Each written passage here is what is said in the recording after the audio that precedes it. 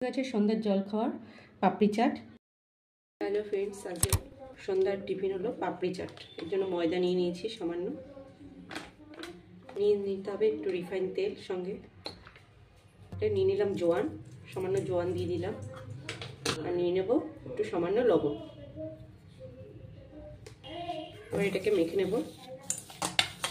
আপনারা পাপড়ি যতজন ফ্যামিলিতে যত মেম্বার আছে সেই বুঝে নেবেন। আমরা 4 জন, তাই আমি এক বাটি ময়দা নিয়ে নিলাম। আগে তেলটা আর জোয়ানটাকে ভালো করে মেখে এবার জল দিয়ে পাপড়ি চাটের এটা মাখবো।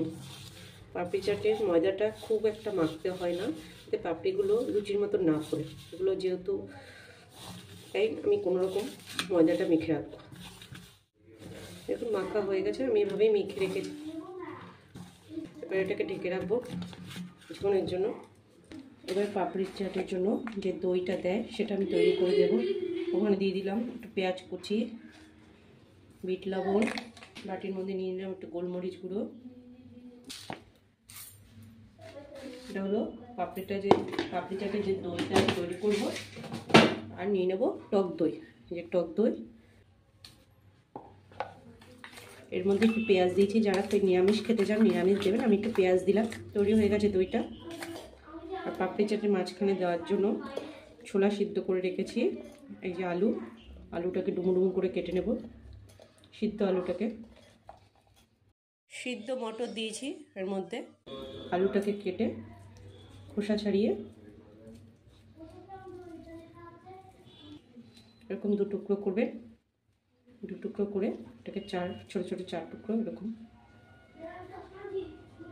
এবার পাপড়ি চাটগুলো বেলে নেব।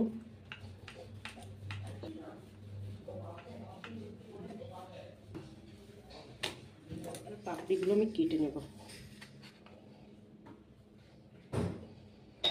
এবার এগুলো যাতে না ফোলে তার জন্য কাঁটা চামচ দিয়ে আমি এগুলোকে একটু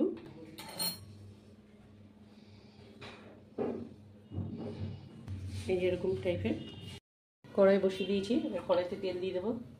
গরম হয়ে গেছে, এবার পাপড়িগুলো ছেড়ে দেবো। একসঙ্গে অনেকগুলো পাপড়ি ছেড়ে দেবো যাতে পাপড়িগুলো ফুলতে না পারে। আর যদি খুব মেখে ফেলেন তাহলে লুচির মতো ফুলে যাবে, তখন একটা মচমচে ভাবটা থাকবে।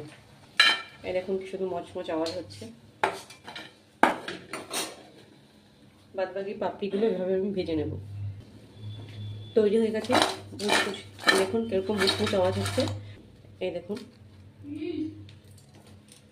এবার এটাকে সার্ভ করার পালা। ঠিক আছে, সন্ধ্যার জল খাওয়ার পাপড়ি চাট।